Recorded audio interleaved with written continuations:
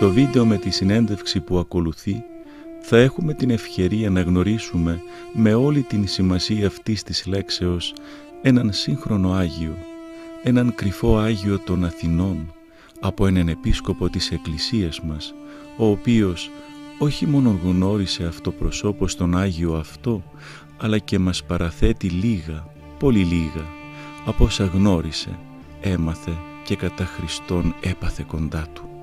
Ο Πανιερότατος Επίσκοπος Μόρφου Νεόφυτος καταθέτει την αδιάψευστη μαρτυρία του για τον μακαριστό γέροντα Ευμένιο Σαριδάκη, τον διάκονο και φίλο των συμπαθών λεπροπαθών του νοσοκομείου Λιμωδών Νόσων των Αθηνών στην Αγία Βαρβάρα της Δυτικής Αττικής.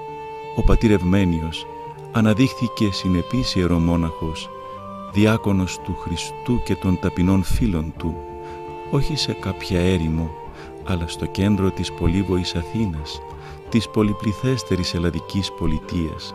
Έτσι, ο μακαριστός γέροντας Ευμένιος, όπως θα φανεί και από τη μαρτυρία του πολυσέβαστου επισκόπου μας, ήταν το θαυμαστό δοχείο των δωρεών του Αγίου Πνεύματος προς τον πονεμένο, τον φιλαμαρτήμονα, μα και καλοδιάθετο λαό της Εκκλησίας μας.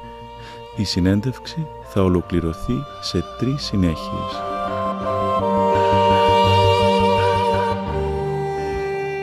Τον γέρονταν Ευμένιον τον εγνώρισα, όπως και πολλούς άλλους συγχρόνους Αγίους πατέρες και μητέρες, από τον αδερφικό μου φίλο, μακαριστών πλέον εις των ουρανών εν Αγίης, Γεράσιμο Φωκά, τον για ολίγες ημέρες Μητροπολίτη Κεφαληνίας. Αυτός μας έπαιρνε τότε, ήταν μεγαλύτερος μας ο Γεράσιμος κατά 10 έτη, και μας έπαιρνε τότε νέα παιδιά εμείς, νέοι φοιτητές, σε διάφορα προσκυνήματα, και θυμάμαι που τον άκουα να λέει ότι η Αθήνα έχει το δικό της Άγιον Όρος. Και παραξενεύτηκα εγώ. Στη συνείδησή μου ήταν κάτι πολύ μεγάλο το Άγιον Όρος. Και λέω, υπάρχει τέτοιος τόπος μέσα στην Αθήνα που είναι Άγιον Όρος? Τι λέει τώρα αυτός ο Κεφαλονίτης? Και με πήγε μια Τετάρτη του Μεγάλου Κανόνος. Ναι. Και γνώρισα πρώτα τους λεπρούς και μετά τον γέρονταν Ευμένιο, ο οποίος ήταν εφημέριος εκεί. Ο άνθρωπος αυτός ήταν κριτικός, σε όλα του κριτικός, και αγαπούσε και πολύ τον νησί του. Όμως λόγω της ασθένειας του Χάνσεν, της λέπρας, υποχρεώθηκε να εγκλειστεί μέσα στο τότε νοσηλευτήριο, το λεγόμενο νοσοκομείο Λιμωδών Νόσων, στο λεπροκομείο της Αγίας Βαρβάρας, δίπλα από το Εγάλεο. Και εκεί, κατά καλήν του πρόνοια του Θεού, του έστειλε η χάρις του τριαδικού μας Θεού έναν γέρονταν, Άγιον άνθρωπον, να τον βοηθήσει, γιατί ήταν νέος τότε ο ιερό Ευμένιος. Δεν ήταν μεγάλος, ήταν μοναχός, αλλά νέος στην ηλικία, και ο άνθρωπος αυτός ήταν ο Άγιος Νικηφόρος, ο λεπρός, που τον έστειλεν εκεί πρόνοια του Θεού διαμέσου του Αγίου Ανθίμου της Χίου. Λοιπόν, και πράγματι τον βοήθησε πάρα πολύ ο Άγιος Νικηφόρος το γέροντα, όμως ήρθε κάποια στιγμή που επλήρωσε και ο Άγιος Νικηφόρος το κοινό χρέος. Το 1964 εκοιμήθηκε ο Άγιος Νικηφόρος, έμεινε πάλι μόνος του, αλλά πλέον ήταν πιο έμπειρος της πνευματικής ζωής,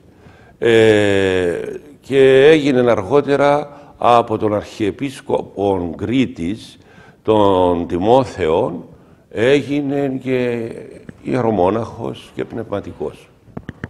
Λοιπόν, εγώ όταν πρωτοπήγα εκεί, τόσο εντυπωσιάστηκα, έψαχνα να βρω ένα πνευματικό. Διότι μου φάνηκε ότι αυτός ο άνθρωπος εξέπεμπε φως. το όλον του είναι, όχι μόνο το πρόσωπό του. Επίσης μου άρεσε πολύ διότι έμοιαζε με πρωτινούς παλαιούς Κυπρίους παπάδες. Άρα μου θύμιζε και εμένα τη δική μου πατρίδα. Και ο τρόπος που μιλούσε, και ο τρόπος που σιωπούσε, και ο τρόπος που κάποτε μας θύμωνε και μας προσγείωνε και μας εταπείνωνε. Μου άρεσαν αυτά εμένα. Τέλος πάντων, πήγα τον βρήκα, του λέω, γέροντα, ξέρεις, εξομολογείς με τη χάρη του Θεού, έτσι μιλούσε, λίγο ένρινα. Του λέω, γίνεται να έρθω εδώ κοντά σου, να εξομολογούμε. Όχι, δεν γίνεται, μου είπε. Εδώ, μου λέει, εγώ είμαι πνευματικός μόνο για τους λεπρούς. Δεν εξομολογώ υγιής. Του λέω, γιατί το λέτε αυτόν, του λέω, για να λυπηθώ που είμαι υγιής. Όχι, να μην λυπάσαι, η υγεία είναι δώρο του Θεού. Αλλά εκεί που μένεις στα ηλίσια. Έχει καλούς πνευματικούς και εκεί, να μείνεις εκεί. Του λέω, έχει, δεν λέω όχι, αλλά του λέω κάτι, νομίζω ότι θα ταιριάξω πιο πολύ μαζί σου.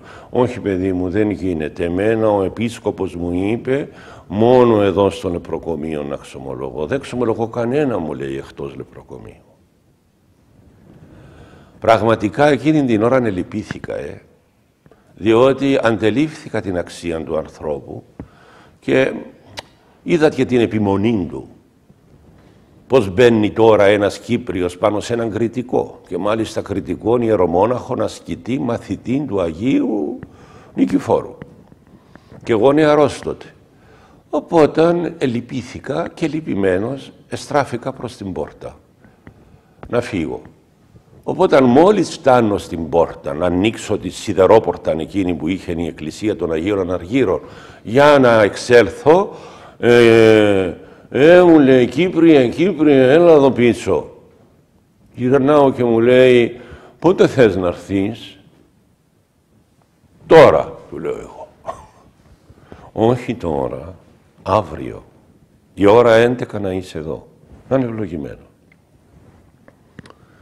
Πέρασαν, αγαπητέ μου, 7 ολόκληρα χρόνια να εξομολογούμε τουλάχιστον 2 φορές τη βδομάδα κοντά του. Γιατί εκτός από καλός πνευματικός ήταν και πολύ φιλακόλουθος ιερέας. Σε βαθμόν υπερβολής θα έλεγα, καθότι κάναμε μαζί ακολουθίες κάθε φορά που πήγαινα και με κάποιους φίλους που πηγαίναμε μαζί, τουλάχιστον 4 ώρες, των λιγότερων 4 ώρες. Ακολουθία διαβαστή. Όλα τα μηνέα, τα παρακλητική, το ψαλτήρι, λοιπόν, παρακλήσεις, σπερινούς, ακολουθία της μεταλήψεως, κανόνες εις των Άγιων Άγγελων, εις τους Άγιους Πάντες, εις το Ιησού γλυκύτατε Χριστέ. Λοιπόν, τους λέω, έμαθα καλογερική στο ψαλτήρι, στο αναλόγιο του γέρου Ευμένιου στο λεπροκομείο. Αλλά όχι μόνο στο αναλόγιο, αλλά και στη βιωτή του και στην υπομονή και την προσευχή πολλών εκεί λεπρών αδελφών μας, όπως ήταν ο Αριστίδης, η αδελφή του η Αργυρό, η Ντίνα που ζει και άλλοι άνθρωποι, ο Κύρ Χαράλαμπος, ο Μιχαήλ ο Τυφλός, η Ευτυχία η αδελφή του. Οι πιο πολλοί από την Κρήτη ήταν αυτοί. Αγάπησα την Κρήτη μέσα από αυτούς τους ανθρώπους. Την αισθάνομαι την Κρήτη σαν δεύτερη μου πατρίδα. Λοιπόν, οπότε πέρασαν 7 ολόκληρα χρόνια, ούτε εγώ ρώτησα γιατί γέροντα άλλαξες τόσο εύκολα. Την άποψή σου, ενώ μου έλεγες ότι δεν πιάνεις κανέναν άλλον εδώ. Λέω, θα με δοκίμασε μάλλον εκείνη την ώρα. Τα έκανε αυτά. Και μου είπε την τελευταία νύχτα, όταν πλέον πήραμε την απόφαση, μέσα από προσευχή και δοκιμασία συντονισμένη και του Αγίου Ιακώβου, του Ενεβία που τον είχα πνευματικών πατέραν εκείνη και του γέροντος Ευμενίου που τον είχα ξομολόγο και άλλων ανθρώπων, ότι θα έρθω στην Κύπρο, στη Λάρνακα, στον πατέρα Σιμεών να γίνω ιερομόναχος. Οπότε μου λέει χαρούμενος, θέλω να σου πω και κάτι, μου λέει, που στο έκρυβα 7 ολόκληρα χρόνια. Του λέω, πες μου. Εγώ το ήξερα, μου λέει, ότι θα γίνεις ιερομόναχος. Λέω, πώς το ήξερες? Όταν θυμάσαι, σου είπα την πρώτη φορά που συναντηθήκαμε, ότι να μην έρθεις κοντά μου και έφυγες λυπημένος, του λέω, θυμάμαι πώς. Μου λέει, εκείνη την ώρα, μόλις μου λέει στράφηκες λυπημένος προς την πόρτα, εγώ σε είδα να φοράς ράσα. Εννοούμε τα παντελόνια. Λοιπόν, και άκουσα μέσα μου, αυτό το παιδί πρέπει να το κρατήσεις. Θα γίνει ιερομόναχος κάποτε και θα βοηθήσει την Εκκλησία και πρέπει και εσείς να το βοηθήσετε τώρα. Ακούς? Λοιπόν, και η συνέχεια είναι πιο ωραία, νομίζω, όχι μόνο για μένα, για όλους σας. Του λέω, καλά, γιατί δεν μου το είπες? Ερχόμουν εδώ, σου έλεγα, γέροντα, θέλω να καλογερευτώ. Πού να πάω, να γίνω ιερομόναχος, να μην γίνω ιερομόναχος, να μείνω απλός καλόγερος? Γιατί δεν μου το είπες, του λέω, και μ' άφησες, του λέω, να κάνω μετάνοιες, να κάνω προσευχές, να παρακαλώσει το Θεό να μου φανερώσει το θέλημά Του στη ζωή μου. Αυτό δεν έχει λεβεντιά. Ακούς? Να σου αποκαλύπτουμε όλοι διάφορα πράγματα από το μέλλον. Μη βλέπεις, μου λέει, με τους άλλους πατέρες που σου λένε. Εγώ δεν λέω εύκολα. Του λέω, γιατί? Εγώ προτιμάω, μου λέει, Όμηρε, να κάνω προσευχή να σου φανερώσει ο Θεός στην καρδία σου. Αυτό έχει πιο πολύ αξία, πιο πολύ λεβεντιά. Εσύ να καθαρίζεις την καρδιά σου μόνο και εμείς θα φροντίζουμε να στέλνουμε την πληροφορία του Θεού στην καρδιά σου, παιδί μου. Έτσι να κάνεις και τώρα και αργότερα που θα μεγαλώσεις. Το λέω αυτό γιατί πολλοί τώρα, ακούοντας, διαβάζοντας για τους Αγίους Γέροντες, που τώρα είναι και επίσημα αγιοκαταταγμένοι, σου λέει, αχ, πού να βρω έναν Πορφύριο να μου πει το μέλλον μου, πού να βρω έναν Ιάκωβο να μου πει το παρελθόν μου, πού να βρω έναν Πορφύριο, έναν Παΐσιο να μου προφητεύσει για την πατρίδα μου, τι θα γίνουν τα πολιτικά και άλλα μελούμενα. Και λέω και εγώ, κοίταξε, ο γέρο Επεμένιος ήταν τελείως διαφορετικής έμπνευσης και κατεύθυνσης. Σου έλεγε, φρόντισε εσύ να καθαρίσεις την καρδιά σου, θα βοηθήσουμε κι εμείς με την ασκητική μας αγωγή και με την προσευχή μας.